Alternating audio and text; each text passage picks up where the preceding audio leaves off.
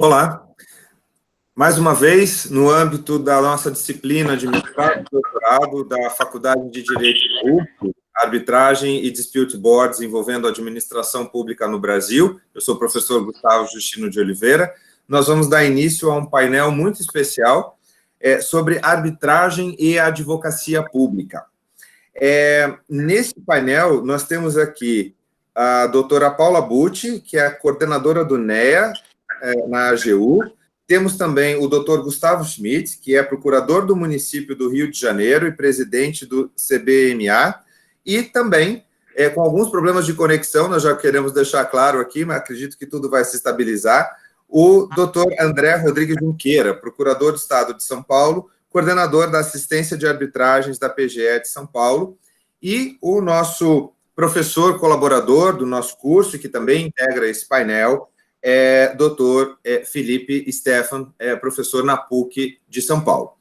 Nesse sentido, portanto, nós já vamos passar a palavra aos nossos convidados, mas uma rapidíssima contextualização. Por que é importante discutir arbitragem e advocacia pública? A inserção da advocacia pública no contexto da arbitragem brasileira vem provocando uma série de notas transformativas, vamos dizer assim, do modo como a arbitragem, né, no Brasil vinha se desenvolvendo. Isso tem a ver, sobretudo, com previsões da lei de arbitragem, né, que foi reformada, a lei brasileira de arbitragem, que foi reformada em 2015, que traz regras específicas sobre a arbitragem envolvendo a administração pública direta e indireta. Nesse sentido, portanto, um exemplo, nós falamos, e a regra é esta, que as arbitragens envolvendo o poder público devem ser públicas. Tá? E aí surgem várias reflexões sobre de quem é esse dever de publicidade da arbitragem. É um dever de publicidade do ente público, das câmaras arbitrais, dos tribunais arbitrais. Tá? Outras temáticas também, por exemplo, envolvendo o sentido de juridicidade, né, de legalidade mais ampla envolvendo a administração pública. A administração pública, ela está submetida ao princípio constitucional da legalidade, mas, por exemplo, nesse contexto mais amplo, em que fazem parte da legalidade, do sentido, conteúdo e sentido de legalidade, por exemplo, as súmulas vinculantes, lembrando que as súmulas vinculantes obrigam também os entes públicos, os tribunais arbitrais, o árbitro, os árbitros estão compelidos, portanto, a adotar súmulas vinculantes nas suas decisões. Então, há uma série de questões envolvendo a arbitragem e a administração pública, que a advocacia pública, os procuradores do Estado, procuradores municipais, procuradores federais, vêm, tendo de atuar dentro de um terreno que ainda é inovador em termos de advocacia pública. E, portanto, o nosso painel vai aqui ter como convidados especialíssimos alguns posicionamentos, algumas reflexões, né? Vamos discutir um pouco aonde estão os pontos de atenção, né, dessa temática que envolve a arbitragem e a advocacia pública. Nós vamos começar com a doutora Paula Butti, né, que terá aí o prazo de 10 a 15 minutos para conversar conosco sobre o tema. Na sequência, nós teremos também a participação do doutor Gustavo Schmidt, doutor André Rodrigues Junqueira, e, ao final, o professor Felipe Stefan, que integra aqui o quadro de professores da nossa disciplina na USP, Arbitragem e Dispute Boards envolvendo a administração pública no Brasil. Com a palavra, doutora Paula Butti. Paula? Professor, obrigada. Me escutam bem, gente? Me escutam e me veem, né? Só porque eu também estou com alguns probleminhas de conexão aqui. Mas, primeiro, professor, eu queria agradecer. É realmente uma grande honra participar com vocês desse painel e atender um convite seu para estar nessa matéria sobre arbitragem na pós-graduação da USP. Eu realmente estou em casa e, assim, é realmente um grande prazer, é um convite que eu não poderia deixar de aceitar, então realmente agradeço. Me sinto em casa também, principalmente porque falo para amigos, para colegas, já identifiquei alguns conhecidos aí entre os alunos da disciplina, então é sempre um grande prazer. Mas, não sem mais delongas, na verdade, eu questionei ontem o professor Justino qual a temática, né, que seria interessante para a gente discutir hoje com essa turma de pós-graduação, e a resposta foi, Paulo, arbitragem na administração pública mesmo, experiência prática, o que me deixou muito feliz, porque, na verdade, eu acho que estamos numa turma de pós-graduação, com certeza vocês devem estar tendo discussões super profundas sobre questões mais doutrinárias, e eu acho que eu realmente, o que eu mais posso agregar para vocês é trazer um pouco do nosso dia a dia, um pouco da experiência de que foi construir o NEA, um pouco de como está sendo essa construção, porque eu estou tendo o privilégio, graças a Deus, de acompanhar isso de dentro, e está sendo um grande privilégio, está sendo um grande aprendizado também. Então, hoje a minha fala para vocês é realmente mais voltada para um histórico do Núcleo Especializado em Arbitragem da Advocacia Geral da União, e como a gente está desenvolvendo esses trabalhos. Bom, a experiência da União, gente, eu não sei se todo mundo conhece, a experiência da União com as arbitragens, ela é recente, ela começou há mais ou menos 2 ou 3 anos atrás, e tudo começou realmente porque houve necessidade, houve demanda por uma equipe especializada, porque começaram casos de arbitragem tiveram início os processos arbitrais. A gente teve o caso Libra, administrado pelo Câncer CBC em São Paulo, e 3 arbitragens na B3, né, envolvendo questões de direito societário e a União. Então, por conta da União ser acionista controladora da Petrobras. Então, essa demanda, né, essas arbitragens em curso, ela fez com que a AGU, né, começasse a se preocupar e a perceber que a gente precisava se organizar para fazer frente a essa demanda e atuar nessas arbitragens. Então, tudo começou com a criação de um núcleo especializado em arbitragem em caráter experimental, voltado especificamente para essas arbitragens com sede em São Paulo. Então, a princípio, né, tanto que eu moro em São Paulo, eu sou de São Paulo, e a princípio a gente não viu problema nenhum nisso, porque o objetivo do NEA era atuar nas arbitragens em São Paulo. Então, aí eu fui convidada para ajudar a organizar esse núcleo, e a gente começou a montar uma equipe. Mas logo em seguida, a gente percebeu que não faria sentido, num momento de criação e de criação de cultura e de descobertas, né, num momento tão especial, partir a experiência. Então, não faria sentido ter um núcleo em São Paulo e, eventualmente, um núcleo em Brasília para fazer frente ao trabalho das outras arbitragens que também apareceram. Já tinha mais 2 em Brasília, com sede em Brasília, e uma com sede no Rio de Janeiro. Então, assim, com menos de 2 meses de vida, a atribuição do NEA foi expandida por meio de portarias esparsas, para que o NEA, que antes era NEA São Paulo, passasse a ser um NEA com atribuição, com competência para atuar em todas as arbitragens nacionalmente, né? E aí o NEA também ganhou aí mais 3 casos, 2 casos de rodovia, de infraestrutura em rodovia, e mais um caso de energia elétrica.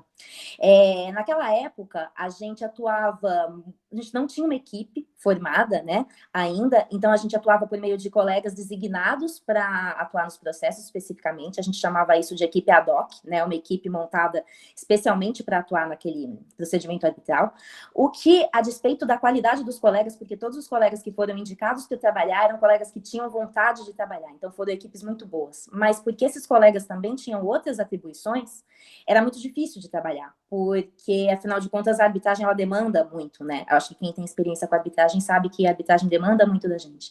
Então, essa forma de integrantes em colaboração, essa equipe formada de maneira ad hoc mesmo, né? Sem ser composta por integrantes que ali estavam em dedicação exclusiva às arbitragens, era um pouquinho complicado.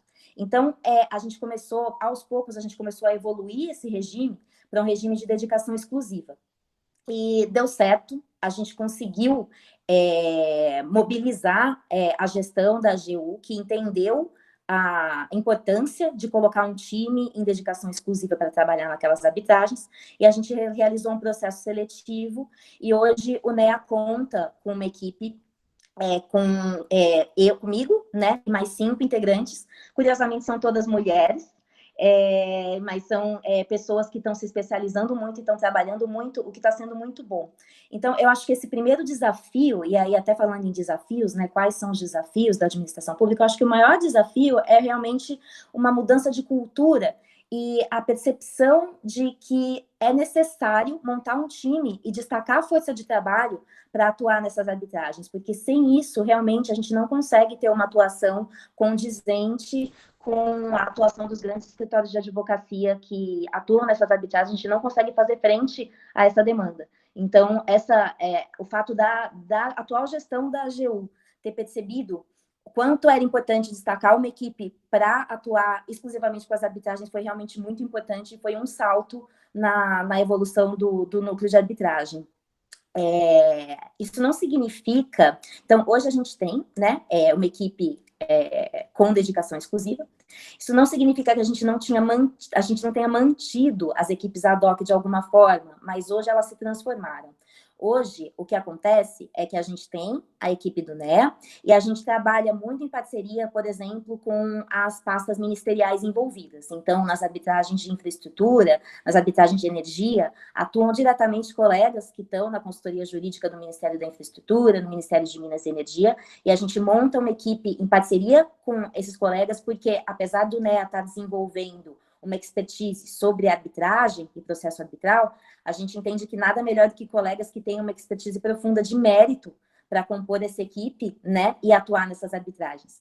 O que, então, é muito importante para a gente também, porque o NEA acaba tendo uma atuação múltipla, né? A gente acaba tendo que atuar em arbitragens com objetos absolutamente diferentes. Já teve arbitragem de porto, já teve arbitragem de rodovia, já teve arbitragem de energia, tem arbitragem de direito societário. Então, é muito importante para a gente também poder contar com a contribuição de experts na matéria de mérito, né, no objeto da arbitragem, também que existem dentro dos quadros da AGU.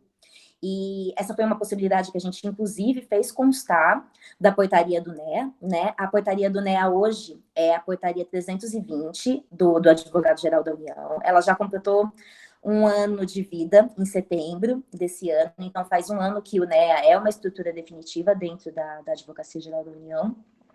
E nessa portaria a gente fez constar regras, como essa colaboração de experts por meio das equipes ad hoc e a regra da seleção da equipe por meio de processo seletivo, dentre outras regras, né? Essas portarias, elas estão disponíveis. Hoje a gente conseguiu começar a organizar também o site do Núcleo Especializado em Arbitragem, que está dentro do site da AGU. Se vocês quiserem, depois eu posso passar o link, mas a portaria está lá disponível também para quem tiver curiosidade de olhar. E outra curiosidade dessa portaria e da estrutura do NEA, como ela ficou, é que a gente teve muita dificuldade de enquadrar quando começaram a aparecer as arbitragens e a gente começou a pensar numa estrutura para montar dentro da Advocacia Geral da União, surgiu a dúvida de onde encaixar essa estrutura, se a gente conseguiria encaixar essa estrutura considerando a estrutura tradicional da Advocacia Geral da União, que é dividida entre os quadros de contencioso e os quadros de consultivo. A dúvida surgiu porque o contencioso da AGU normalmente é voltado para o contencioso judicial. Não existe, assim, previsão de atuação do contencioso para litígios extrajudiciais.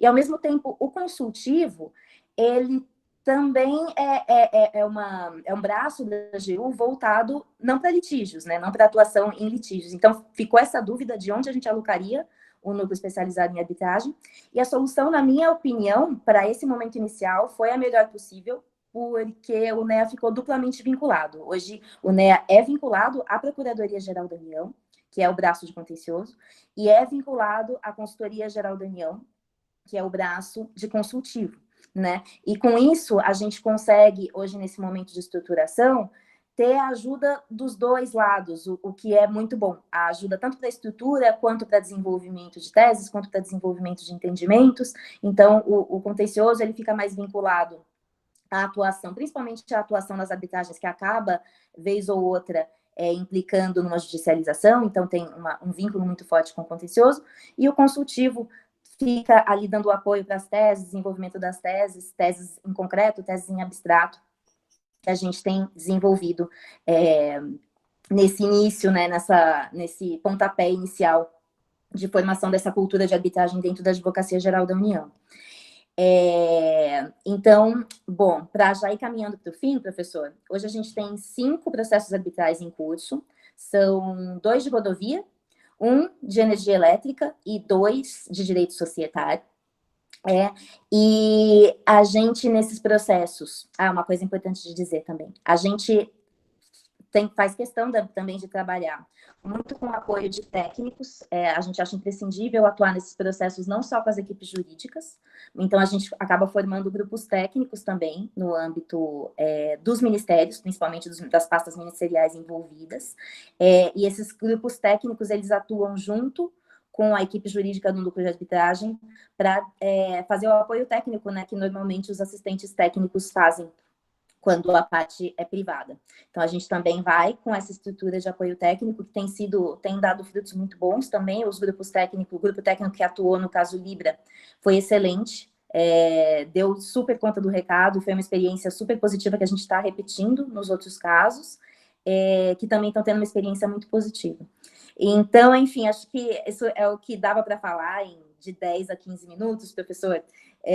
Enfim, é uma experiência muito grande, tem sido, assim, muito desafiador, mas eu acho que a gente está seguindo um bom caminho. E aí eu encerro a minha exposição aqui e fico aberta, então, a questões, a dúvidas que o pessoal possa ter. Obrigada. Doutora Paula Butti, coordenadora do NEA-AGU, gostaria de agradecer mais uma vez aqui a sua participação no nosso painel. Sabemos do seu próximo compromisso, né? Infelizmente não poderá, mas justificadamente ficar conosco até o final. Nesse sentido, eu gostaria, portanto, doutora Paula, de lhe fazer uma provocação, uma reflexão, né? Até com um ponto que foi trazido na sua fala. A Advocacia Geral da União, juntamente com outras estruturas, né, que são cooperativas e colaborativas a ela, no seu contexto maior, representam talvez o maior escritório de advocacia do Brasil, né, se nós formos pensar em termos quantitativos. Nesse sentido, a participação da União Federal, entes públicos, entes da administração pública, direta e indireta, nas arbitragens, nos casos concretos, nós observamos, assim, até tendo em vista a necessidade de uma certa paridade, né, de atuação entre o público e o privado nas arbitragens, é muito usual que nas arbitragens, com temas que são tão complexos entre privados, ocorra a necessidade de participação de experts no processo arbitral, de peritos, assistentes técnicos, né, e, eventualmente, outros atores que acabam somando bastante também, né, a questão toda da busca pela solução do litígio arbitral, né, do convencimento do tribunal arbitral e assim por diante. Então, somente uma palavra sua, doutora Paula, sobre essa questão da paridade de atuação, ou seja, é possível a União Federal realizar contratação de experts, por exemplo, advogados especialistas em determinados temas, ou é a estrutura pública que lhe serve essencialmente de apoio nesses segmentos que muitas vezes são muito comuns dentro de uma arbitragem? Gostaria só de uma palavra sua, por gentileza. Lógico, professor, aqui é o André, desculpa interromper, eu consegui chegar. Muito bem. André, bem-vindo. Seja bem-vindo, André, seja bem-vindo. Desculpa, vocês devem estar me vendo com o nome de usuário Tami, que é o nome da minha esposa, mas sou eu, tá? Estou aqui em casa, não estava funcionando a minha conexão original e estou aqui à disposição de vocês. Pois não, André, muito obrigado, seja bem-vindo. Doutora Obrigado. Paula? Professor, então, pois não. Então, com relação aos assistentes técnicos, eu imagino que até poderia haver contratação. A princípio, não existe impedimento, a gente teria que ver como isso seria feito, que a gente sempre tem, né, o questionamento se precisaria ter, se estaria vinculado a 8666, essa contratação, seria uma inexigibilidade de licitação, como seria feita essa contratação. Nunca foi feita, tá? Ainda não foi feita. A gente tem tentado se valer dos quadros mesmo de técnicos que existem no âmbito dos ministérios. Existem pessoas muito especializadas, com alto nível de qualificação, e o que a gente sente é que a gente tem com o que trabalhar, a gente tem pessoal. O que é necessário, cada vez mais necessário, é que exista uma organização para liberar essas pessoas de forma que elas consigam dedicar tempo suficiente para atuar nessas arbitragens, né? Então, a gente tem trabalhado cada vez mais nesse sentido, para selecionar esses técnicos e montar esses grupos técnicos que a gente chama e organizar o trabalho deles da mesma forma que o trabalho das equipes jurídicas tem sido organizado, de forma a liberá-los para que eles consigam se dedicar. E a gente tem feito assim, e por enquanto tem dado certo. A gente tem também tentado, na verdade, o caso Libra foi um caso diferente. Na verdade, eu nem participei dessa tomada de decisão, mas na época se optou por não usar perito. As partes optaram por ir para a arbitragem simplesmente com os laudos produzidos pelos seus próprios assistentes técnicos. Então, na época, a Codesp foi com os assistentes técnicos contratados por ela, a Libra também foi com os assistentes técnicos, e a União foi representada pelo grupo técnico. E os árbitros decidiram com base nos laudos dos assistentes técnicos e não com base no laudo pericial. Mas nas outras arbitragens, a gente ainda não chegou na fase de perícia, mas a gente deve se utilizar de peritos, sim, então com apoio dos assistentes técnicos, mas para auxiliar o perito indicado pelo tribunal arbitral aí numa eventual perícia. Já no que se refere aos advogados, professor, existe uma vedação à contratação de serviços jurídicos pela Advocacia Geral da União. O trabalho desempenhado, ele é específico e deve ser desempenhado pelos advogados que estão nos quadros da Advocacia Geral da União, o que torna bastante quase, assim, impossível, aliás, para a gente contratar até pareceres jurídicos, porque a defesa jurídica e os entendimentos jurídicos devem ser feitos por meio dos advogados que estão nos quadros da AGU. Então, o que a gente tem feito de novo, ir atrás de colegas que tenham a expertise que a gente precise, como você mesmo disse, professor, é de fato um grande escritório de advocacia, e a gente tem conseguido localizar colegas com as mais diversas especialidades. E a gente está, por meio dessa previsão da portaria do núcleo de arbitragem, que permite que a gente solicite a colaboração de colegas que tenham expertise para auxiliar, né, na atuação na arbitragem, a gente tem solicitado a colaboração desses colegas. E a gente tem feito assim, dessa forma que a gente tem tentado resolver essa impossibilidade de contratar, né, escritórios especializados e pareceristas, e também técnicos.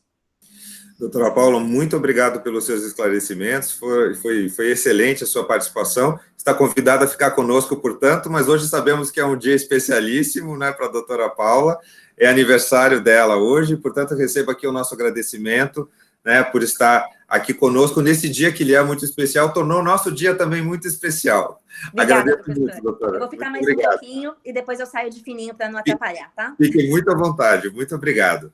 Bom, nesse sentido, agora passamos a palavra ao doutor Gustavo Schmidt, que é procurador do município do Rio de Janeiro, está à frente também de uma importante Câmara Arbitral, CBMA, e gostaríamos, doutor Gustavo, de ouvir um pouco da sua experiência, da experiência do município do Rio de Janeiro com a arbitragem, que eu sei ainda é inicial, né?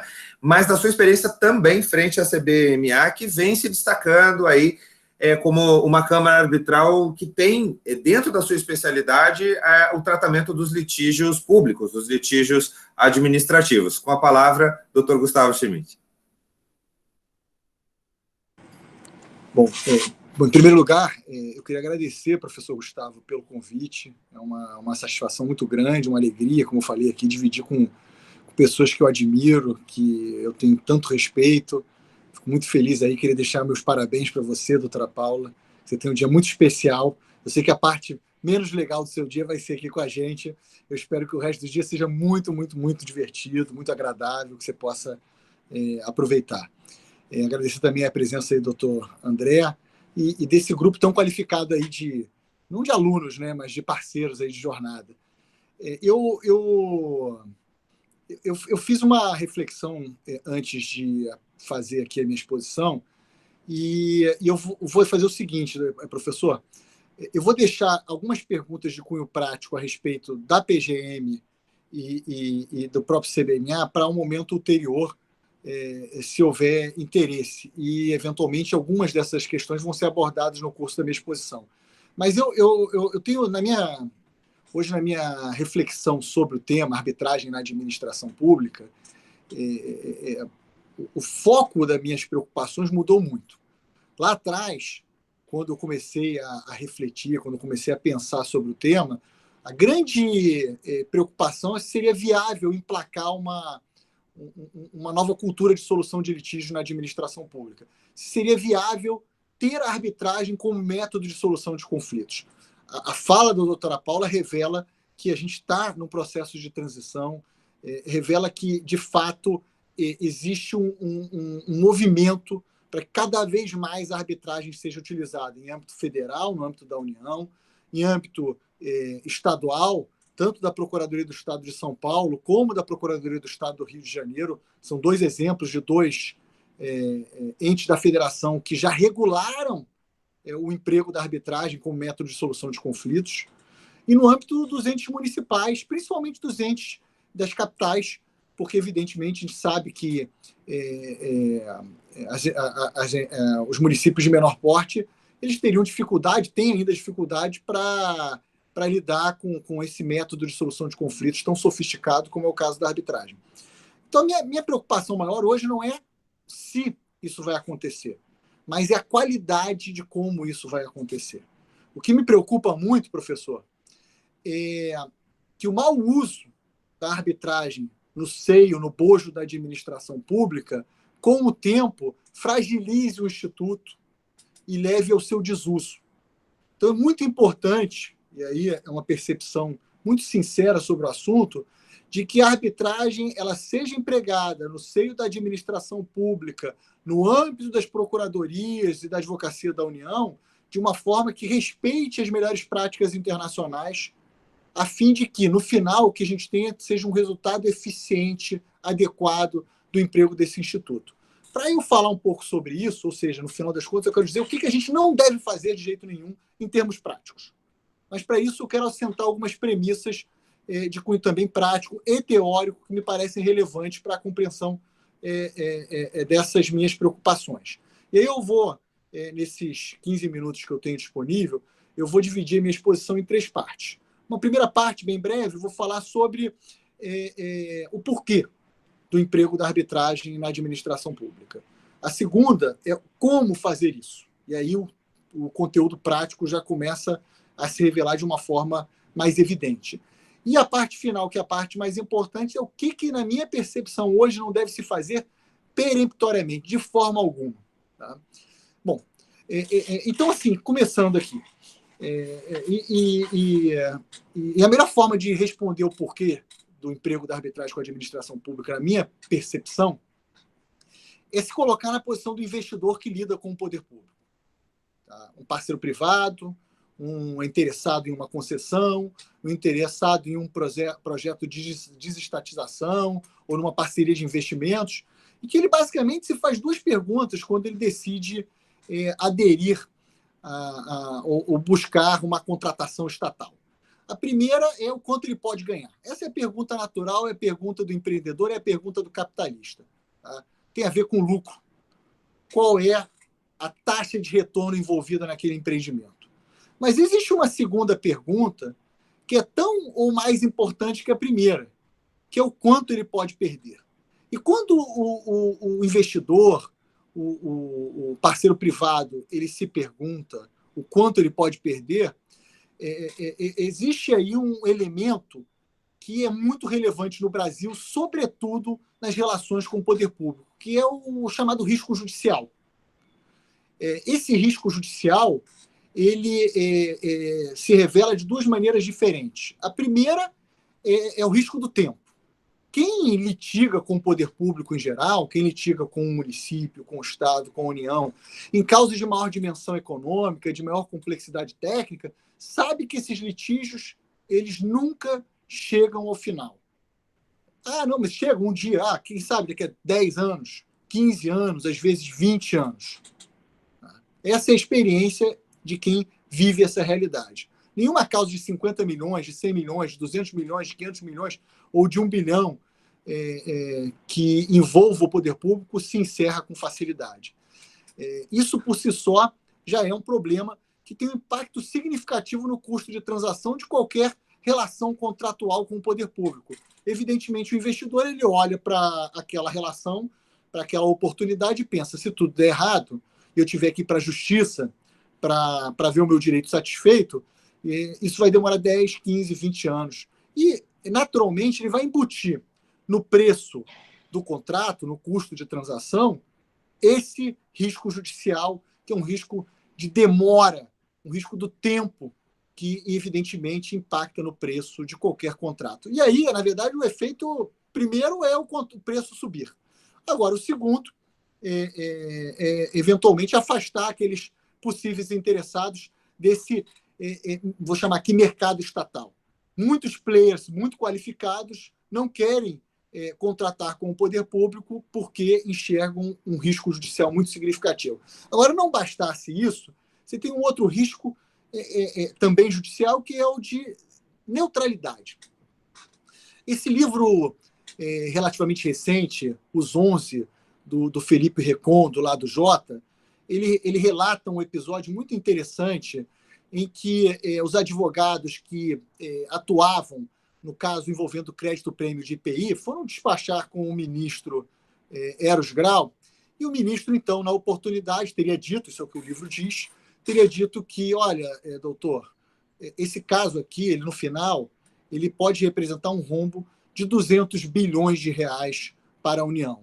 E aí ele complementa a sua fala ao ministro, né? Isso é o que diz o livro.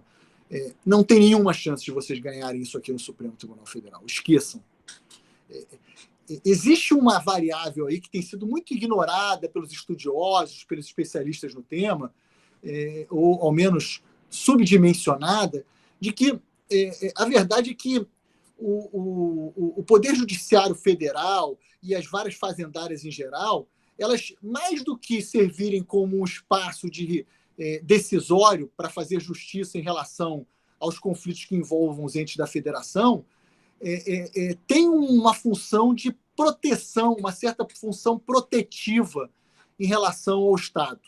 Isso dificulta muito casos ou demandas que sejam deflagradas contra os entes da federação.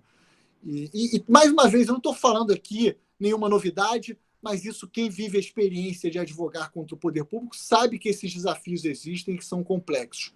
E uma razão muito importante para que isso aconteça está naquele velho princípio do direito administrativo importado do direito francês, da Escola do Serviço Público, que é o princípio da indisponibilidade do interesse público e que, em muitos casos, ele se transforma ou se concretiza como um instrumento de proteção ao erário público, no sentido de impedir que o erário seja condenado em valores muito significativos.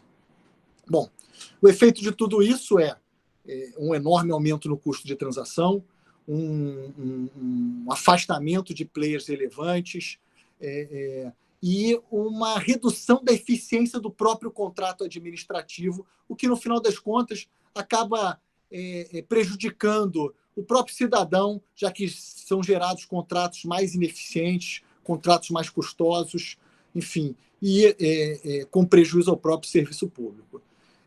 Daí já se vê como é valiosa, como é interessante o emprego da arbitragem na administração pública como método de solução de conflito. Daí já se vê que a arbitragem, pelas suas próprias qualidades, é um procedimento muito mais célere do que o procedimento judicial. A gente tem estatísticas aí indicando 18 meses. O caso Libra, mencionado pela doutora Paula, o tempo dele foi de menos de 24 meses, revela como a arbitragem pode reduzir custo de transação no tempo.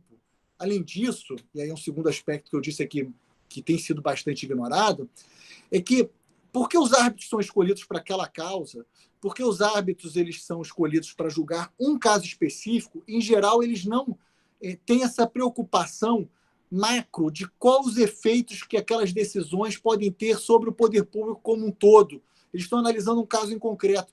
E aí, e aqui é uma hipótese, que eu não tenho nenhuma evidência para comprovar isso, mas a minha hipótese é a de que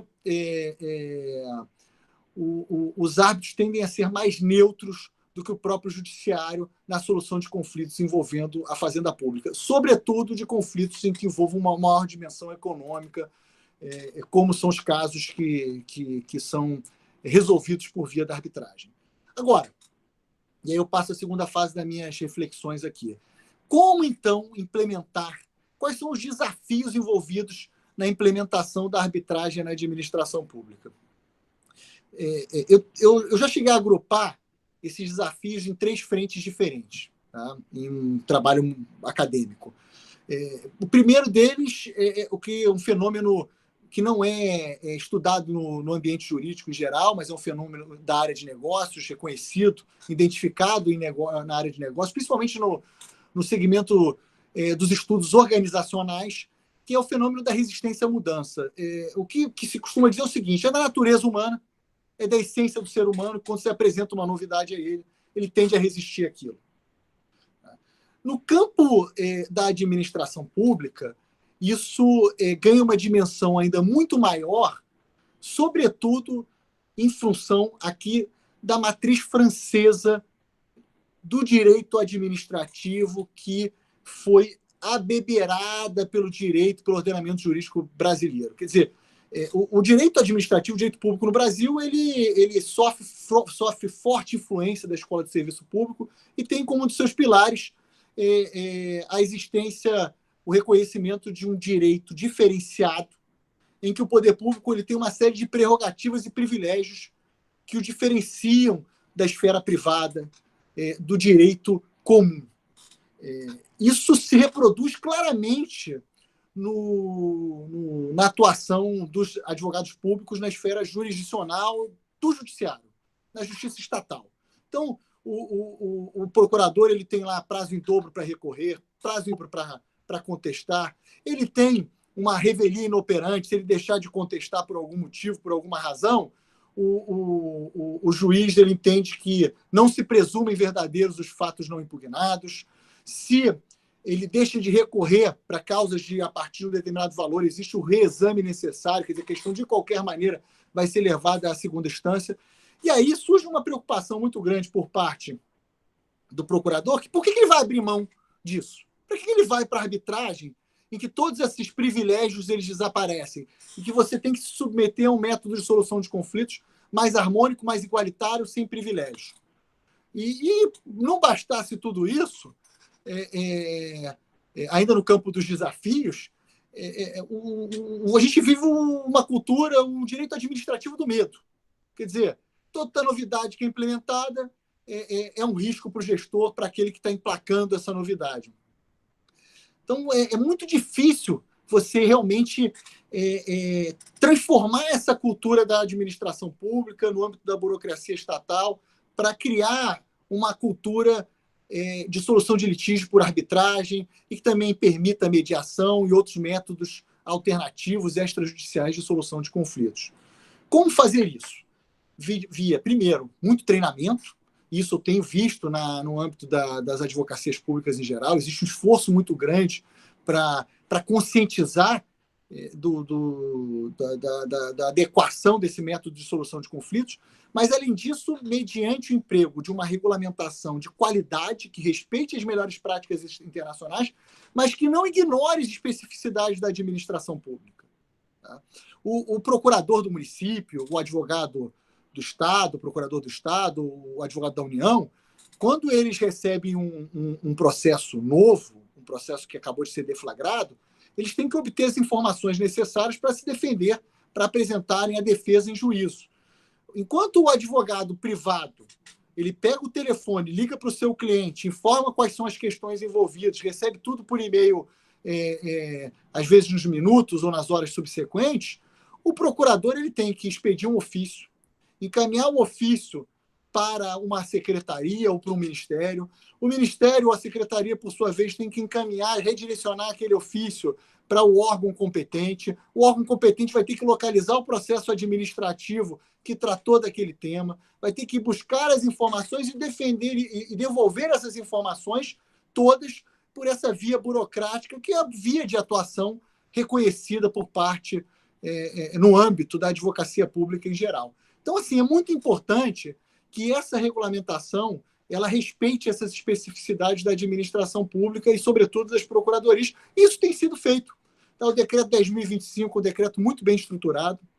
O decreto estadual, tanto do Rio como de São Paulo, respeitam essas preocupações e essas especificidades, e esse caminho tem sido seguido de forma muito qualificada poderia dar uma série de exemplos, eu acho que pelo tempo aqui, eu vou passar para a última parte da minha exposição, que é o que não se deve fazer em hipótese alguma. E para explicar isso, eu vou me reportar a 2 casos que são assim emblemáticos em termos de mau uso da arbitragem na administração pública. O primeiro caso, que é o mais simbólico de todos, está no contrato de concessão do setor de telefonia fixa celebrado entre as concessionárias e a Anatel. Tá? Eu aqui, rapidamente, na internet, pesquisei aqui e abri o contrato de concessão que foi celebrado com a Telemar, a atual Oi, que tem a prestação de serviço público de telefonia fixa aqui no estado do Rio de Janeiro. E existem umas cláusulas na convenção de arbitragem, na própria cláusula compromissória, que revelam tudo o que não se deve fazer quando a administração pública quer usar a arbitragem como método de solução de conflitos. A primeira referência aqui, eu vou fazer 3 referências. A primeira está no artigo 33.2, na cláusula 33.2, parágrafo único do contrato de concessão com a Telemar. E diz lá essa cláusula, né? Parágrafo único. A Anatel poderá rejeitar a instalação do tribunal arbitral se motivada e justificadamente demonstrar que a controvérsia não se enquadra no rol de matérias previstas na cláusula 33.1. Basicamente, qual é a previsão aqui? Que se por um acaso a Anatel, que é o poder público nessa relação contratual, ela não quiser que a arbitragem seja instalada, se ela quiser recusar a arbitragem, ela pode recusar a arbitragem diretamente, desde que o faça de forma motivada e justificada. Isso é a quebra, o rompimento do princípio competência-competência. Aquele princípio que diz que cabe ao árbitro ele decidir sobre a sua própria competência. O que essa cláusula compromissória admite? Que a Anatel recuse qualquer arbitragem quando ela enxergue que a arbitragem pode ser desfavorável a ela. Então, esse é um primeiro exemplo do que não se deve fazer. Um outro exemplo que tem nessa cláusula compromissória está na cláusula 33.3, que criou a figura de um tribunal arbitral com 5 árbitros e que estabelece ainda que os 2 nomes indicados pela Anatel, um deles vai ser o presidente do tribunal arbitral. Então, já não me parece apropriado esse tribunal de 5 árbitros, porque não há nenhuma evidência de que ele vai qualificar. A gente sabe que o órgão colegiado na arbitragem ele tende a qualificar as decisões, assim como acontece no judiciário. Agora, para isso bastam 3 árbitros. 5 árbitros só faz encarecer o procedimento arbitral sem qualquer vantagem específica na qualidade, não gera mais qualidade na própria decisão, não há nenhuma evidência nesse sentido. Agora, o mais grave aqui é que a presidência do tribunal arbitral ela é definida pela própria Anatel, e isso rompe com um outro princípio que é igualmente relevante no campo da arbitragem, que é o princípio da igualdade, inclusive causa de anulação da sentença arbitral. É um dos pilares, a igualdade processual, um dos pilares da própria arbitragem, do próprio procedimento arbitral, que estaria aí sendo desrespeitado por força dessa cláusula 33.3. E a última referência aqui que me chama a atenção, dentre outras que eu poderia mencionar, está na cláusula 33.4 do contrato de concessão, que estabelece uma série de prazos reduzidos para que as partes possam se manifestar. Nesse caso, a Anatel trabalhou contra o próprio interesse da União, contra o próprio interesse do poder público, na medida em que os prazos são muito curtos e é muito possível que ela não consiga obter sequer as informações necessárias para que ela possa se defender. Bom, esse é um exemplo, como eu falei aqui, do que não se deve fazer. Por quê? O mau uso da arbitragem tende, como eu falei aqui, a fragilizar o Instituto e a, eventualmente, desestimular a sua utilização por parte do próprio poder público. Um outro exemplo que também me chama muita atenção é o contrato de concessão da ANP, da 13ª rodada de licitações da ANP. E aqui uma ressalva, a ANP já corrigiu esse defeito nas suas cláusulas compromissórias, as rodadas subsequentes todas, elas não têm mais esse defeito, mas que era um defeito que transformava essa cláusula numa cláusula verdadeiramente patológica. Era o que dispunha a cláusula 34.7, mais especificamente o 34.7.1. 34.7 dizia o seguinte, que as partes, desde já, declaram estar cientes de que a arbitragem de que trata este parágrafo refere-se exclusivamente sobre controvérsias decorrentes do contrato ou com ele relacionadas, ótimo, e apenas é possível, nos termos da Lei 9.307/96, sobre direitos patrimoniais disponíveis. Está aí perfeito. Só que aí veio a ANP e tenta definir o que seriam direitos patrimoniais disponíveis. E diz o seguinte, no 34.7.1, considera-se direito patrimonial disponível, para fins desta cláusula arbitral, os direitos e deveres cujo fundamento são as cláusulas sinalagmáticas do presente contrato, e aí vem o problema, e que não envolvam obrigações previstas em lei, interpretação de definições legais, questões de direito público, nem obrigações de cunho ambiental. Qual é o problema aqui? Não existe num contrato de concessão nenhuma discussão jurídica que possa surgir que não envolva questões de direito público, tampouco obrigações previstas em lei e muito menos interpretação de definições legais. E aí o que acontece na prática aqui? O que a ANP deu com uma mão, que foi a opção ou a escolha da arbitragem como método de solução de conflitos, ela tirou com a outra mão quando ela insere nesse contrato uma cláusula dessa natureza. E o que é mais grave? Aqui o princípio competência continua vigente. E aí, muitas vezes, mesmo quando a parte está convencida de que o caso não é de arbitragem, tem que entrar primeiro com a arbitragem para que o tribunal arbitral reconheça que não possui competência a respeito do tema, para que depois a questão seja judicializada. E aí, já concluindo, professor Gustavo Justino, sou um grande admirador do seu trabalho, sou mesmo, faço esse registro aqui, seu trabalho acadêmico, prático, enfim, uma referência absoluta no tema. Eu imagino que nem se um cliente pedisse um parecer para você, professor, indagando em uma questão envolvendo esse contrato de concessão, se deve ou não ir para a arbitragem, eu suponho que nem Vossa Excelência teria condições de responder a partir do que dispõe essa cláusula 34.7.1. Então, eu concluo aqui a minha exposição dizendo o seguinte: você quer arbitragem? Administração pública? Abrace-a de verdade, respeitando as melhores práticas internacionais, porque existe já uma cultura de arbitragem muito bem consolidada no Brasil, muito bem estruturada e que tem funcionado. Não tem por que querer inventar a roda nesse momento. Essas são as minhas considerações. Eu vou colocar à disposição para eventuais esclarecimentos, enfim, perguntas. E agradeço mais uma vez aí pelo convite, professor.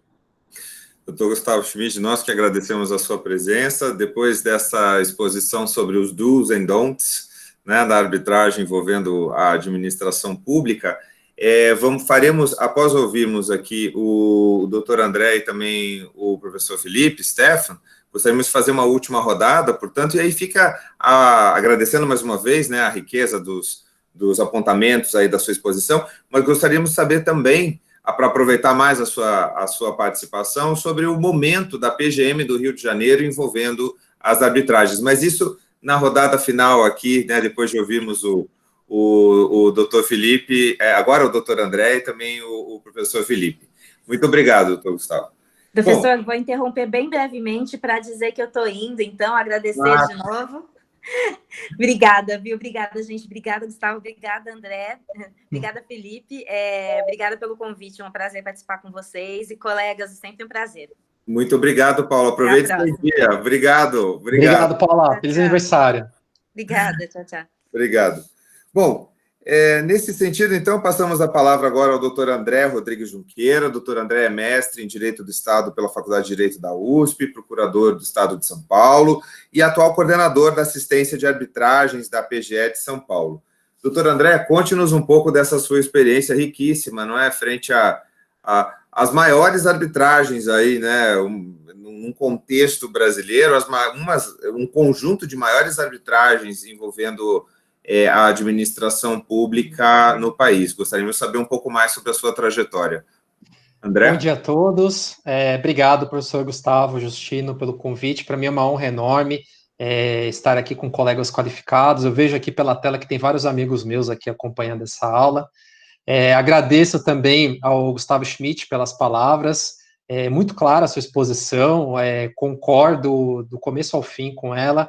muito riquíssima, acho que trouxe uma experiência bastante interessante sua e uma análise aí aprofundada sobre esses 2 precedentes que o senhor mencionou, acho que bastante importante aqui para a gente conhecer. Bom, falando um pouquinho da experiência da Procuradoria-Geral do Estado de São Paulo, nós temos procedimentos arbitrais em curso desde o final de 2012, na PGE São Paulo. O Estado de São Paulo atua em arbitragem desde 2012. E o nosso órgão, denominado Assistência de Arbitragens, ele foi constituído formalmente em 2015. Antes disso, nós tínhamos uma atuação na arbitragem que era sem prejuízo das demais atuações que nós tínhamos na Procuradoria.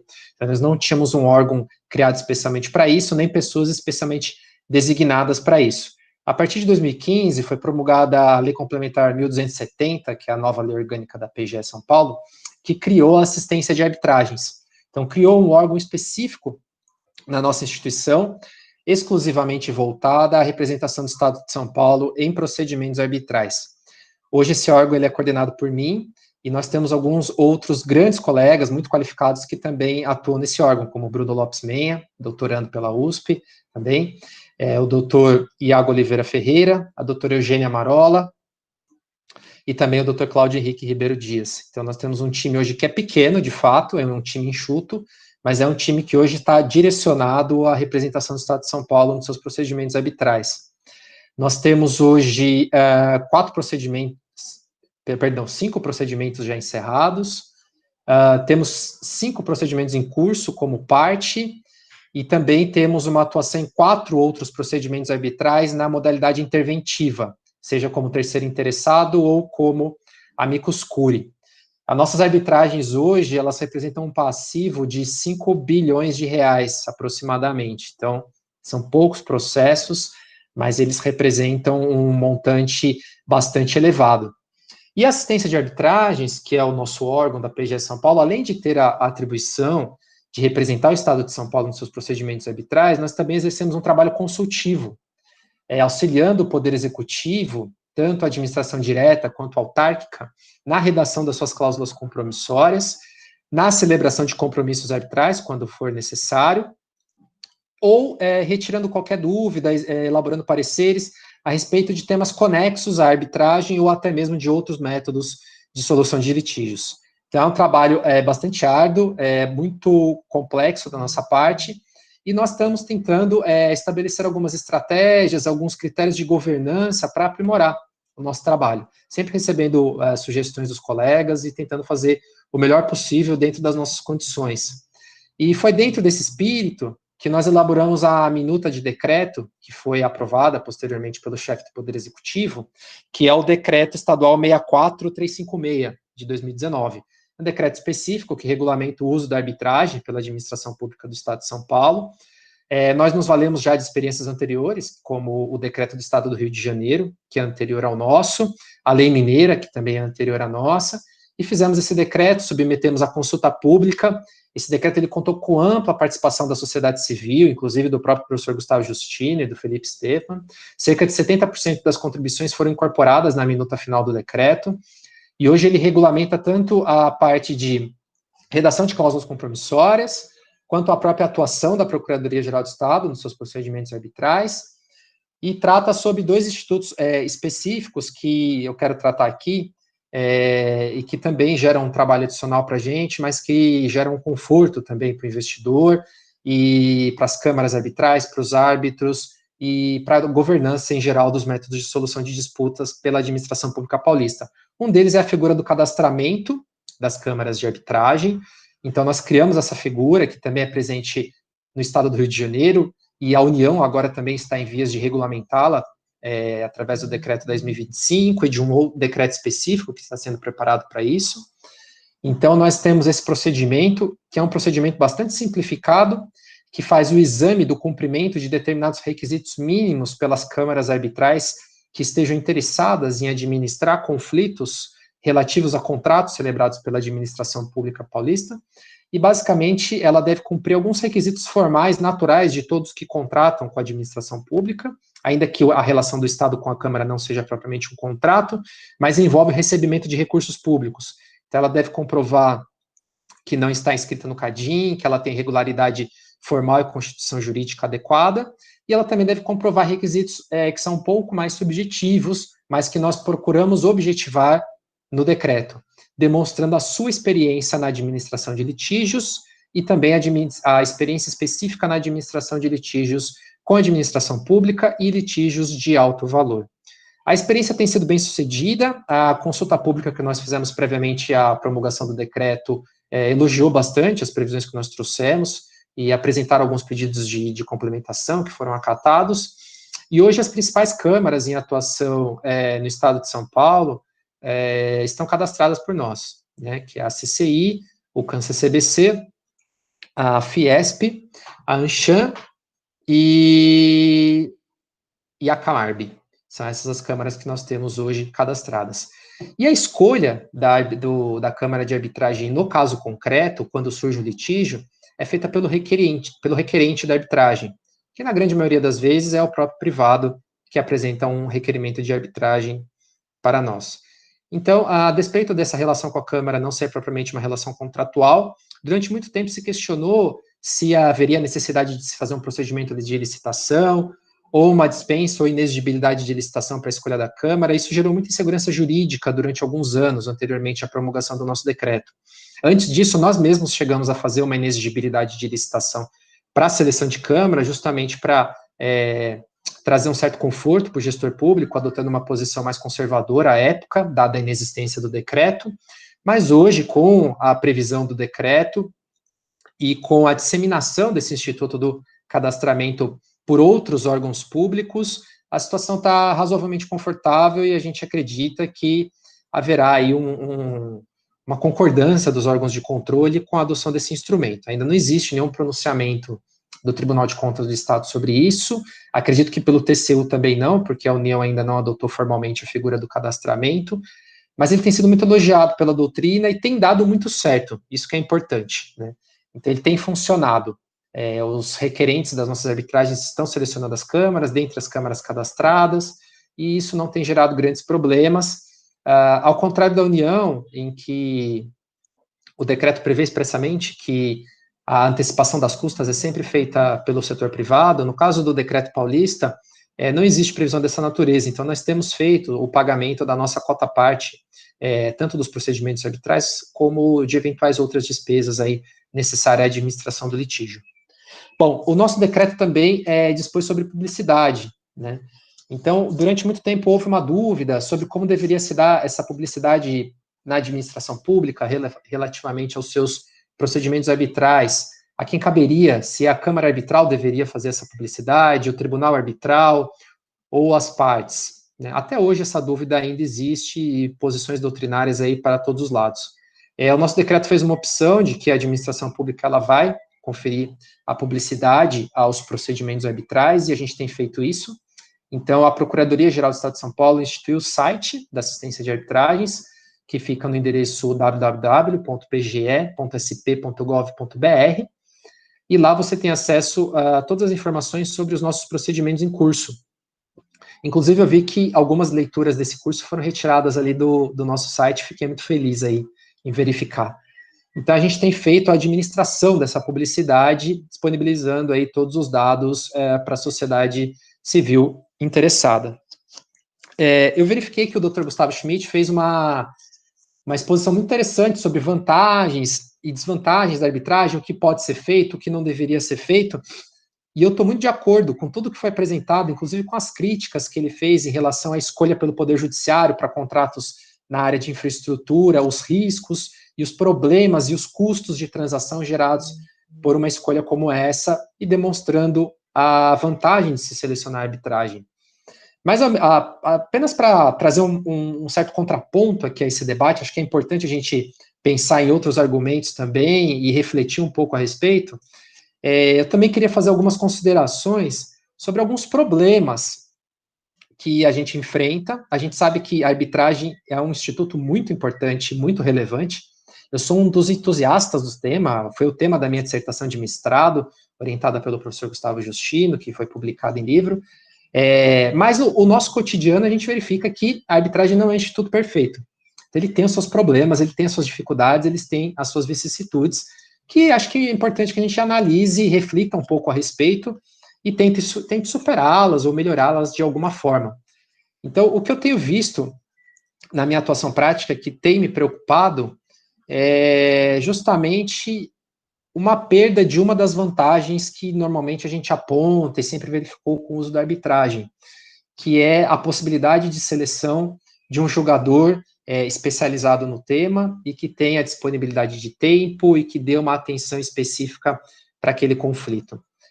No nosso caso, os nossos contratos, como vocês sabem, eles estão sujeitos ao regime jurídico administrativo, um regime próprio. Normalmente eles são regulamentados pela Lei 8666 ou pela Lei de Concessões ou pela Lei de Parcerias Público-Privadas.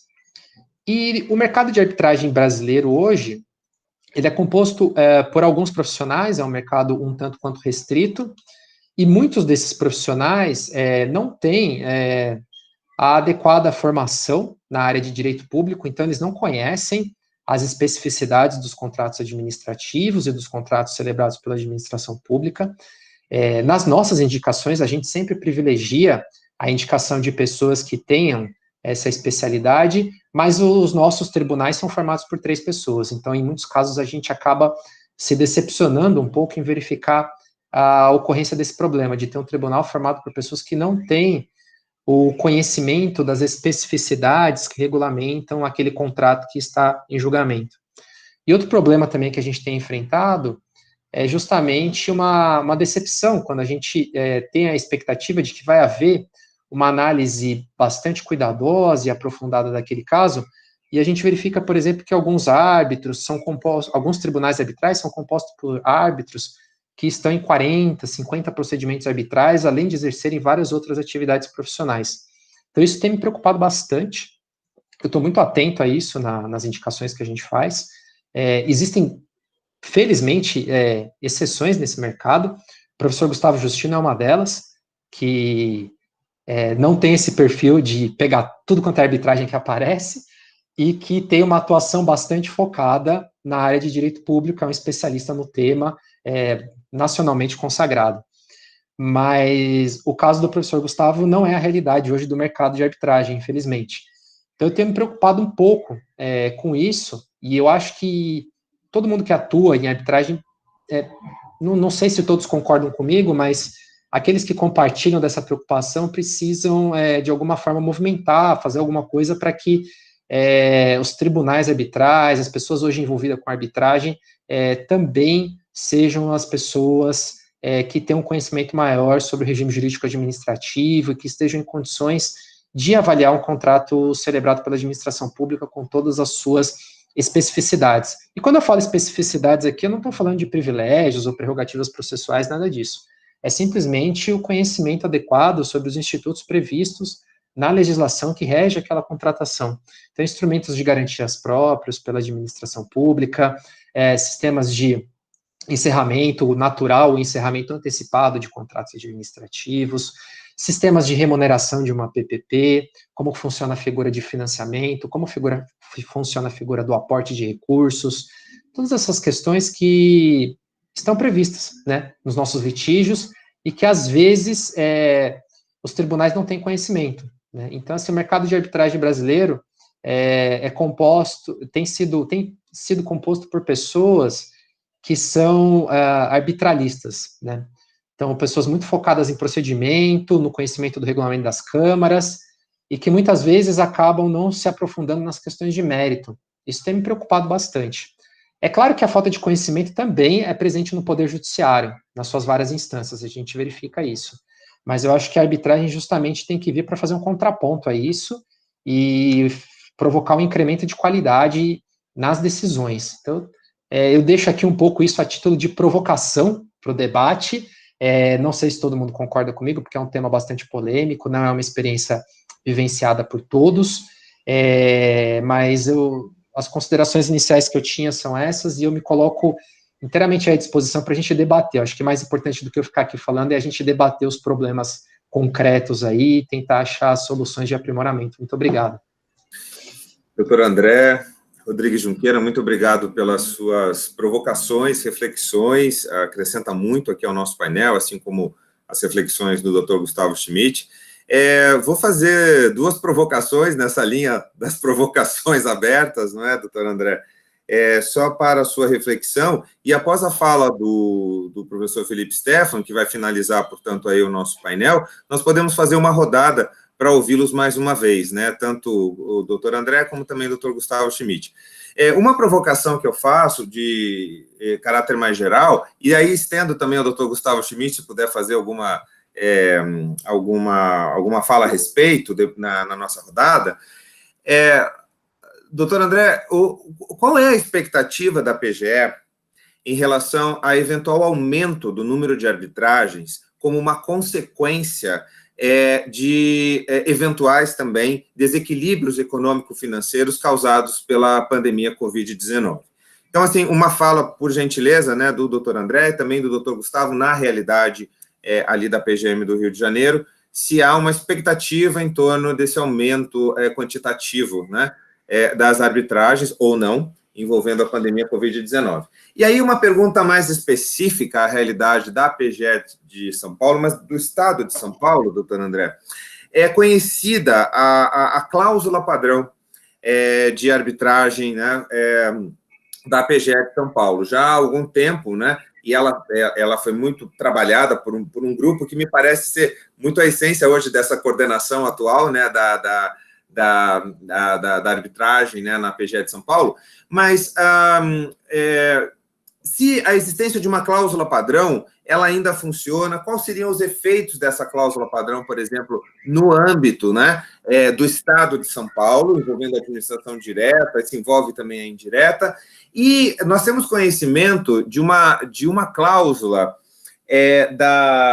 já inserida em contrato, primeiro em edital e depois já em contrato de concessão ao PPP, aqui agora me foge a memória, da Artesp, que vai numa linha um pouco diferente da cláusula padrão da PGE de São Paulo, né? Então, gostaríamos de uma palavra sua, enfim, a respeito, porque vejo a existência de uma cláusula padrão não como uma cogência, mas como um estímulo ao uso da arbitragem na administração pública a partir de elementos mais técnicos. Então, aí quando há uma divergência, que pode ser justificada, obviamente, né, de uma cláusula que se afasta da padronização, qual é digamos assim, qual é a expectativa, portanto, hoje da existência de uma cláusula padrão num contexto como o governo do Estado de São Paulo? Mas vamos ouvir agora o professor Felipe Stefan. O professor Felipe Stefan é mestre e doutor em Direito Administrativo pela PUC de São Paulo, é autor de um livro excepcional sobre cláusula arbitral e administração pública, da editora Lumen Uris, de 2019, e, portanto, professor colaborador também aqui na nossa disciplina de mestrado e doutorado da USP, né, sobre arbitragem de DBs na administração pública no Brasil, e passo a palavra, portanto, ao professor Felipe Stefan para fazer o fechamento do nosso painel e depois uma última rodada também para discussão com os nossos integrantes de painel. Professor Felipe. Bom, mais uma vez, bom dia a todas, bom dia a todos. É uma grande alegria para mim participar desse debate sobre arbitragem e advocacia pública, com debatedores de qualidade tão expressiva. Saúdo todos eles, cumprimento também o professor Justino, todos os presentes. E, na verdade, o meu papel aqui é dar um pontapé final sobre a temática desse painel, sobre o que foi falado anteriormente, e trazer algumas ideias também a respeito do que a gente discutiu nessa manhã, que foram questões muito ricas, questões muito profundas a respeito de arbitragem e que, em alguma medida, também tocam a arbitragem e a advocacia pública. Eu gostaria de iniciar lembrando que hoje existe uma nova mentalidade de gestão da coisa pública. As coisas antes da pandemia, na verdade, elas estavam voltadas para um cenário de fortalecimento de ideias como governança, planejamento estratégico, gestão de risco, e, na verdade, eu não vejo a pandemia como um mais do mesmo, digamos assim, mas como uma oportunidade das instituições de se reinventarem, para fazer frente a esses novos problemas complexos, né, esses wicked problems que foram apresentados pela pandemia, e com isso aprender pelas experiências tomadas nesse período, como aprofundar, como melhorar, como aperfeiçoar as técnicas dentro da administração pública, assim como as técnicas comunicacionais com outras pessoas políticas e com pessoas também de fora do país. E me parece que essa pandemia, ela fortaleceu aquela ideia de trazer um ambiente em que diversos pontos de vista, de forma colaborativa, são apresentados para a administração pública, a fim de atingir um interesse público e a fim de resolver os problemas que são colocados para a administração pública. E isso ficou muito claro quando nós percebemos os problemas que o federalismo de cooperação apresentou durante essa pandemia gerada pelo coronavírus. E também todos os problemas de cooperação com entes internacionais e também problemas de comunicação interna da administração pública. E, além desse consensualismo que precisa ser aprofundado, tendo visto essa experiência, me parece também que foi muito vantajoso quando se enfrentaram problemas em contratos públicos, em contratos privados, relacionados a descumprimento de cronogramas executivos de obras, a equilíbrio econômico-financeiro, a descumprimento de prazos de entrega, uma tentativa normativa de trazer para a mesa, de trazer para o debate processos de renegociação, processos de mediação, a partir dos quais podia ser possível alcançar um resultado benéfico para todas as partes. E numa evolução a partir desse cenário, a gente viu que foi fortalecida aquela ideia de que o judiciário não é o único canal para resolver os conflitos de interesse envolvendo a administração pública. Lógico que tudo isso já começou, ou melhor, foi fortalecido com a Lei 13.129, com a 13.140, com o CPC e outros regulamentos também que versaram sobre o assunto, mas a pandemia ela trouxe uma necessidade de renovação. Ela trouxe para a mesa de debate como que essa consensualidade ela resolve esses wicked problems. E com toda essa sofisticação que se espraia também para a academia, porque o Conselho Nacional de Educação exigiu que esses métodos alternativos de resolução de conflitos fossem colocados como disciplinas obrigatórias, a pergunta que fica: como que nós chegamos em um cenário em que existe basicamente um processo por habitante dentro do Poder Judiciário? E como que é possível ter o poder público como um dos maiores litigantes, seja no polo passivo, seja no polo passivo? Parece que alguma coisa tem de errado aí, não é? E aí a pergunta que fica é: o que tem de errado, o que precisa ser feito? Me parece, inicialmente, que nós ficamos acomodados a uma cultura, a um sistema que não precisa do diálogo, que se basta apresentar uma demanda ao judiciário, né? E aí uma mudança cultural, uma mudança sistêmica na forma de resolução de conflitos, me parece muito importante, e a advocacia pública, nesse sentido, me parece que assume um papel de pujança, uma preponderância nesse sentido. E retomando, inclusive, um assunto que foi discutido e perguntado durante a aula dessa manhã, como que a advocacia pública, né, como que o Estado como um todo pode fazer frente a esses problemas. E nessa oportunidade eu citei o artigo 23 da Constituição, que atribui uma competência comum, uma competência material às pessoas políticas para zelarem pela guarda da Constituição, das instituições democráticas, e nesse sentido existe, paralelamente ao fortalecimento da administração pública, o fortalecimento também da advocacia pública. Uma coisa que eu costumo falar bastante, hoje pela manhã eu falei também, a advocacia pública ela não representa o Estado, ela pode representar judicialmente, mas a advocacia pública, antes de tudo, e sobretudo no direito material, ela apresenta o Estado, ela é o próprio Estado negociando, ela é o próprio Estado fazendo transações, né? Então, aqui, a aplicação desse artigo 23, tão importante para essas novas competências assumidas pela advocacia pública, assume também um papel de importância tal, no qual, na esfera das resoluções de conflito, o que a advocacia pública ela deve se perguntar é quais são as proposições que se pode fazer, no caso concreto, para resolver o conflito de interesse da forma mais eficiente possível. Quais são as formas mais efetivas de entregar à justiça no caso concreto. Acho que isso foi bem explorado pelo Gustavo, né? Porque ele falou de uma maneira muito proficiente de que muitas vezes o mau uso de institutos é empregado, seja por um desconhecimento, seja por um não planejamento, não é? Seja por não considerar o risco judicial, e me parece que essa mudança de mentalidade ela é importante para fazer uma transição para esse próximo estágio de valorização e utilização acertada de todos esses métodos de resolução de conflitos que estão apresentados por esse sistema multiportas. Então, o que me parece importante nesse cenário todo é que a advocacia pública, né, e a advocacia pública mesmo, aqui eu ressalto, porque eu concordo com a Paula quando ela fala que é dificultoso fazer uma terceirização da atividade jurídica do Estado, porque é uma atividade permanente e é uma atividade interna da administração pública, não é? E, além disso, existe uma competência específica da administração pública para apresentar o Estado. Então, me parece que o que ela precisa fazer é criar mecanismos, primeiramente, para trazer o particular para dentro da casa e explicar, né, que as soluções negociais são as melhores formas de resolver conflitos.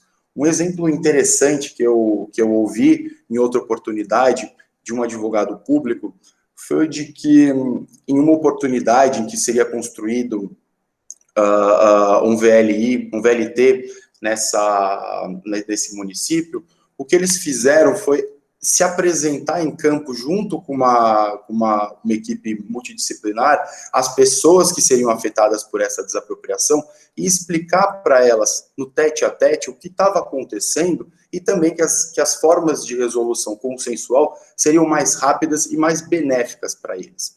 Então, o que aconteceu aqui foi que o advogado público ele deu as caras ao particular, ao cidadão, junto com uma equipe multidisciplinar, foi a campo e trouxe uma resolução de conflito, nesse caso, muito mais rápida, muito mais vantajosa do que se processar uma desapropriação que leva anos e anos e muitas vezes não se tem um resultado justo, né?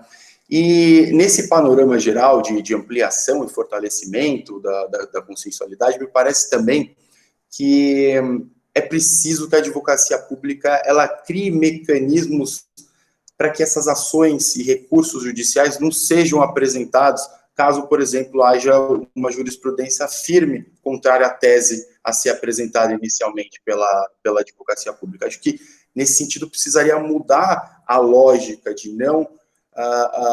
justificar não interposição de recurso por uma outra lógica, de justificar o porquê, de justificar, né, o porquê que você não está entrando com esse recurso. Não é? É muito mais fácil, hoje em dia, interpor um recurso desnecessário do que justificar a sua não interposição. Né? Então, nesse sentido, acho que a lógica da administração pública, da advocacia pública, precisa ser alterada também, no sentido de que a resolução seja mais eficiente, seja mais justa, que se traga uma justiça ao caso concreto, uma maior celeridade. Não é? E acho que também, adentrando até num dos temas importantes que foi trazidos aqui pelo André, é preciso também que a advocacia pública ela fortaleça esse cadastramento de câmaras. Acho também, como o André colocou, que é preciso assegurar que o árbitro ele tenha uma expertise necessária e uma proximidade com os problemas administrativos e com as especificidades da administração pública e do contrato administrativo em si. E, ao lado disso tudo, é preciso também que essa estruturação dessa cláusula arbitral ela seja eficiente e segura o suficiente para que a arbitragem ela realmente tenha um começo, um meio e um fim, sem ela ser derrubada, seja por Tribunal de Contas, seja por Judiciário. E acho que a observação do Gustavo nesse sentido, trazendo esses problemas da ANP, trazendo esses problemas também na contratação da Anatel, trazem para a nossa reflexão a necessidade de ter um planejamento, de ter uma gestão sólida na esfera da administração pública, com participação do particular, para que essa cláusula ela tenha uma segurança jurídica, uma substância necessária a dar estabilidade ao negócio jurídico formado. Acho que nesse caso específico da ANP, pela exposição colocada, não me parece que essa cláusula também ela agregou a ordem jurídica, ela tão só trouxe mais problemas, não é? Eu acho que o árbitro ele não tem nem segurança jurídica o suficiente para saber o que é competência dele, o que está dentro do mandato dele, o que não está dentro do mandato dele. Isso, na verdade, em vez de facilitar o uso da ferramenta, vem contra ao fortalecimento da arbitragem. Então, acho que isso aí também é um problema que precisaria ser enfrentado. E para e passo a todas essas sugestões aqui, acho que é muito importante, ao lado disso tudo, a profissionalização, coisa que a Paula trouxe, o treinamento, coisa que o Gustavo trouxe, juntamente com o regulamento de qualidade, questão também trazida pelo Gustavo, e nesse sentido, acho que aqui no estado de São Paulo, o regulamento andou muito bem com participação dos interessados, de atores que trouxeram diversos inputs e que foram utilizados no decreto, que é muito elogiável, inclusive até parabenizo o André por toda essa coordenação, e acho que com toda essa construção em parceria com o particular e de uma forma planejada, aí sim esses métodos de resolução de conflito, eles vêm assim a ser utilizados de uma maneira mais consciente, planejada pela administração pública. Enfim, o que me parece mais acertado nesse cenário todo é que a advocacia pública ela tem uma atuação mais proativa, em vez de uma atuação mais reativa. Né? Cabe, então, fazer uma política pública de resolução de conflitos, na verdade. Né? E essa política ela vai variar, acho que o próprio Gustavo falou isso, de município para município. Um município pequeno vai ter uma estruturação tal, diferente de um município maior. Assim como vai ser diferente essa estruturação em relação aos estados, em relação à União. Isso é resolvido muito caso a caso, tendo em vista as próprias características daquela administração pública afetada pelo contrato e pela forma de resolução desse conflito. Enfim, acho que as perguntas, então, que se devem ser colocadas, né, para se decidir por uma arbitragem ou mesmo pelo uso do Poder Judicial, é se o juiz está decidindo algo que realmente ele precisa estar decidindo e depois qual que é a melhor forma de resolver aquele conflito. Né? Não basta ter cláusulas, né, como essa da Anatel, que são cláusulas que não foram suficientemente pensadas pela administração pública. Me pareceu, pela explicação, que a arbitragem ela foi eleita como uma transposição de experiências internacionais e do direito privado, sem pensá-la dentro de uma lógica do direito administrativo. O que pode ser feito com fortalecimento da instituição da advocacia pública, coisa também que ficou muito clara na exposição da Paula, quando ela explicou toda esse fortalecimento do NEA, a especialização dos procuradores, a capacitação deles, o que também acontece no caso aqui do estado de São Paulo, pela explicação do André. E, portanto, aqui, o que me parece importante é que a advocacia pública ela pense, né, em todo um percurso, né, não só na lógica do aconselhamento, da consultoria, mas também na lógica da defesa judicial, da defesa dentro de uma arbitragem, pensar na lógica da negociação e na adaptação de todas essas competências a um regime jurídico específico. Eu sei, isso não é simples, não é nada simples, mas essa modernização da gestão de conflitos depende realmente dessa proatividade e também desse fortalecimento da instituição. E uma palavra final sobre esses problemas que nós enfrentamos hoje em dia, né, de resistência à mudança, que foi um ponto muito legal que o Gustavo trouxe. Me parece realmente que existe essa cultofobia, essa cultura da suspeita, mas com esse regulamento, ou com súmulas administrativas mesmo, que tragam mais segurança para o procurador, para o advogado público, para o administrador, essa segurança, ela aos poucos vai deixando essa cultura da suspeita em segundo plano. Então, me parece que a agenda positiva para o enfrentamento de conflitos de interesse de uma maneira mais sofisticada e mais moderna, dependem não só desses treinamentos, do pensamento dessa lógica completa no percurso da resolução de conflitos, mas também de dar mais segurança jurídica aos operadores públicos e fortalecer também esses regulamentos e essas súmulas administrativas. Eu encerro, portanto, minha intervenção aqui, fazendo esse wrap-up, e participo também dos debates, caso tenha algumas outras questões. Obrigado. Professor Felipe, muito obrigado pela sua importantíssima participação aí, finalizando o nosso painel. Realmente são temas de uma profunda reflexão, né, que o professor vem fazendo já há bastante tempo, com produção editorial, científica de peso, e o professor Felipe representa uma nova geração, não é, de administrativistas preocupados também com a alta performance e a alta resolutividade, né, alta performance da gestão pública e alta resolutividade dos litígios administrativos. Vem fazendo sua contribuição de uma maneira realmente exemplar e me sinto muito privilegiado por estar aí realizando uma interlocução acadêmica já há um bom tempo. Muito obrigado, professor Felipe.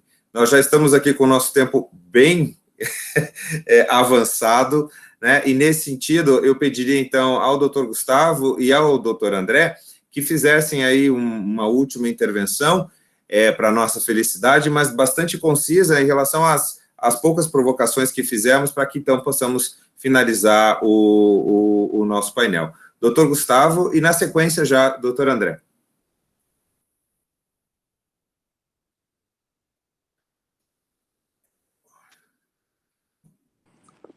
Bom, queria, desde logo, agradecer ao professor Gustavo Justino pelo convite.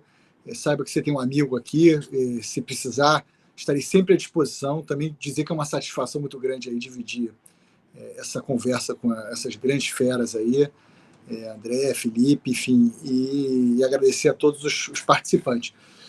Você me fez uma provocação de fato. E não foi à toa que eu não tinha abordado esse tema com a profundidade que eventualmente seria necessária ou recomendável. Mas, na verdade, a experiência da PGM Rio era uma experiência muito pobre com a arbitragem.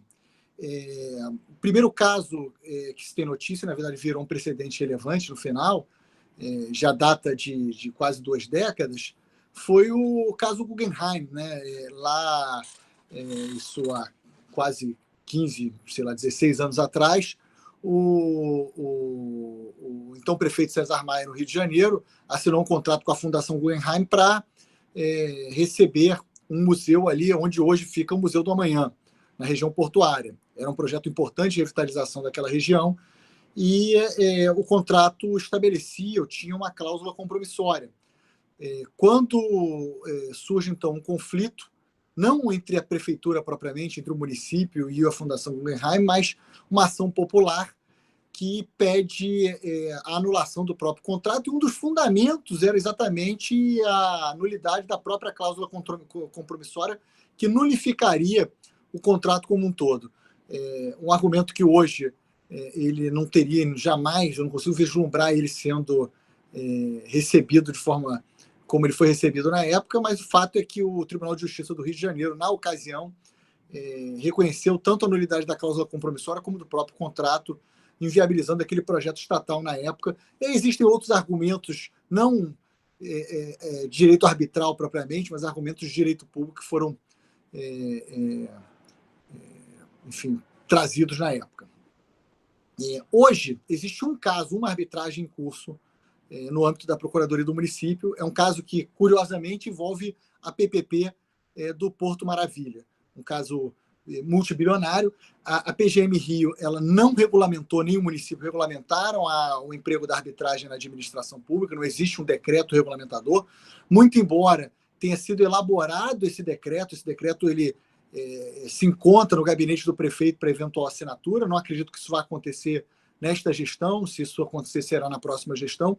Um trabalho muito bem feito por uma série de procuradores e conduzido pelo Rafael Oliveira, um publicista de renome aqui no Rio de Janeiro, Rafael Carvalho Rezende Oliveira, que é procurador do município do Rio de Janeiro. Enfim, mas essa ausência de disciplina ela é um óbice de fato, e até curioso em função dos números, da quantidade de contratos de concessão de parcerias público-privadas que foram formalizadas nos últimos anos no Rio de Janeiro, principalmente no período que precedeu os Jogos Olímpicos, mas não é uma realidade de fato. Você fez uma segunda ponderação, professor, sobre as nossas percepções a respeito de um possível desequilíbrio econômico-financeiro fruto desse período de pandemia e como isso impactaria no número de arbitragens. Eu não posso falar isso em relação ao município pelas razões que eu já indiquei, mas posso olhar isso pela ótica do CBMA, que tem recebido um contingente relevante de arbitragens com a administração pública, sobretudo arbitragens envolvendo agências reguladoras, ANP, enfim, que tem uma atuação relevante no próprio estado do Rio de Janeiro. E assim, hoje eu não tenho ainda a percepção de que isso vai impactar o que já tem impactado no número de procedimentos arbitrais. A minha percepção é de que muitas empresas, muitos concessionários, eles ainda estão aguardando para aferir, para ter uma leitura mais clara a respeito desses impactos. Fora isso, eu enxergo como a pandemia foi um evento muito excepcional, um típico caso de força maior.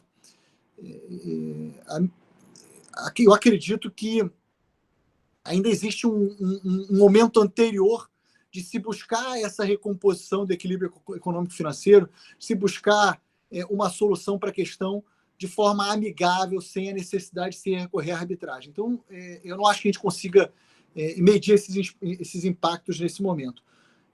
Só concluindo aqui para dizer que tanto a construção dos meus colegas aqui, do André e do Felipe, dos dois, eu estou absolutamente de acordo com tudo que foi dito, não tenho assim, um reparo a fazer, tá? Dos desafios, das complexidades e dessas dificuldades que estão sendo vivenciadas no âmbito da Procuradoria do Estado de São Paulo. Mas é isso. Muito obrigado mais uma vez, professor. Uma satisfação. Eu que agradeço, doutor Gustavo Schmidt, pela sua participação e riqueza dos detalhes que foram compartilhados aqui conosco nesse evento. Doutor André?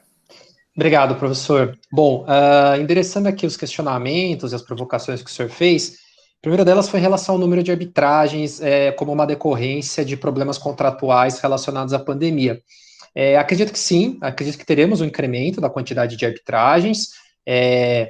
Coincidentemente, ontem, no final do dia, eu recebi mais um requerimento de arbitragem de um contrato que teve foi extinto antecipadamente, que é a concessão da linha 18 do metrô.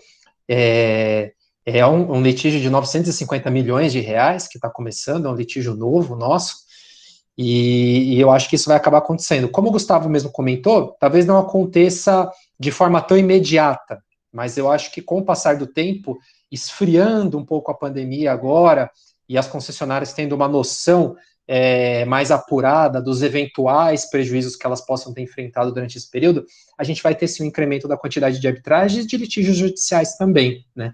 Para fazer frente a isso, dois pontos são muito importantes, na minha visão como coordenador aqui da assistência de arbitragens.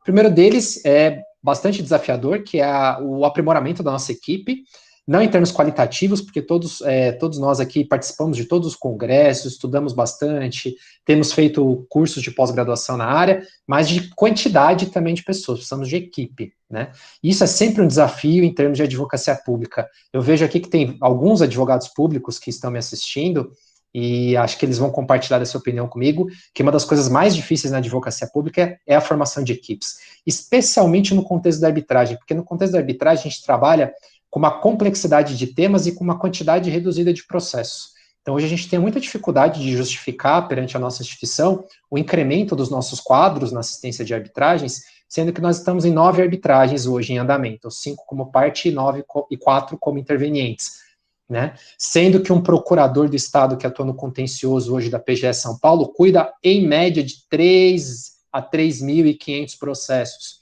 Então, quem não entende de arbitragem, não sabe as vicissitudes que nós enfrentamos, faz uma conta simples para dizer, olha, vocês estão com pouco trabalho, porque vocês têm apenas 9 processos, sem se dar conta da complexidade que é você fazer a defesa do Estado num procedimento arbitral, com grandes advogados do outro lado, com perícias super complexas, e com um tribunal que vai se debruçar sobre questões de mérito e sem as prerrogativas processuais que a Fazenda Pública tem perante o Poder Judiciário. Então, acho que o primeiro desafio é esse.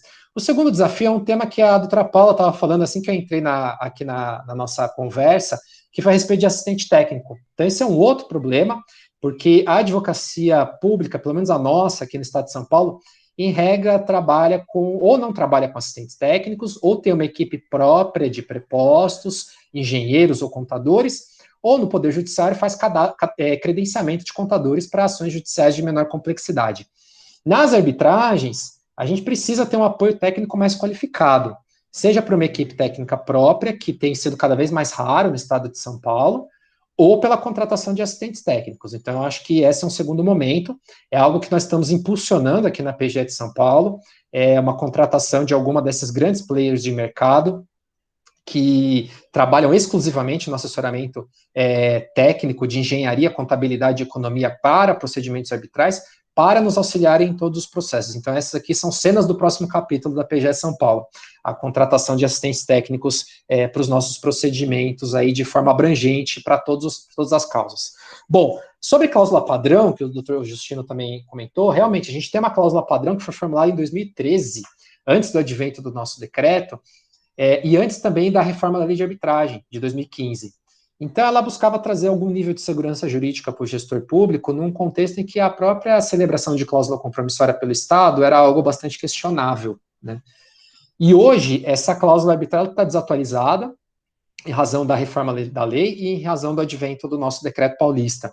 E nós estamos num processo de revisão dessa cláusula compromissória padrão, porque ela é antes da figura do cadastramento, por exemplo, ela não dispõe sobre os instrumentos aí mais modernos que a gente tem sobre publicidade, ela não leva em consideração a existência da assistência de arbitragens, e nem tampouco uma própria evolução no que tange a arbitrabilidade objetiva dos litígios com a administração pública. Então, a gente tem hoje um conjunto de contratos celebrados no segundo governo Alckmin, que se baseou nessa cláusula padrão. Então, eu posso destacar aqui linha 6, PPP dos hospitais, PPP da FURP, e alguns outros contratos menores, mas hoje, nas rodadas de concessões que estão sendo feitas pelo governo Dória, nós estamos fazendo cláusulas customizadas para cada projeto, e estamos, em paralelo, num processo de assessoramento para a definição de uma cláusula padrão, nova, né, que leve em consideração toda essa evolução.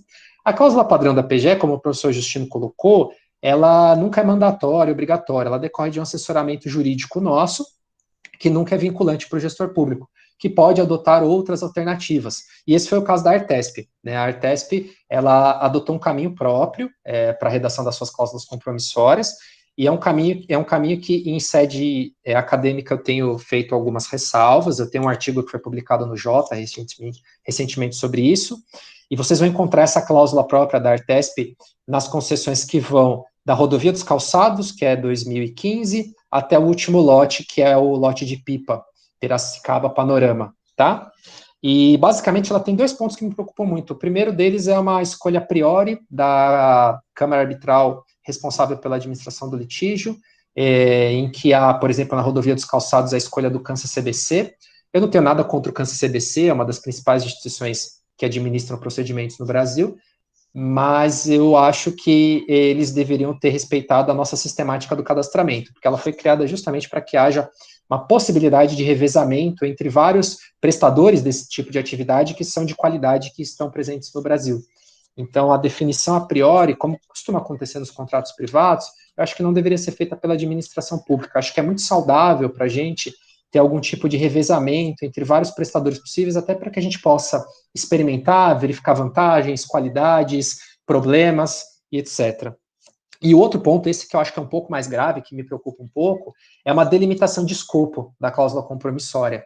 A gente tem até em doutrina estrangeira alguns estudiosos que defendem essa delimitação de escopo, né, que não tem nada a ver com a arbitrabilidade objetiva, mas é sim definir alguns temas que estão sujeitos à arbitragem no contexto amplo da arbitrabilidade objetiva, e os demais temas que, a despeito de também terem arbitrabilidade objetiva, deveriam ser julgados pelo Poder Judiciário.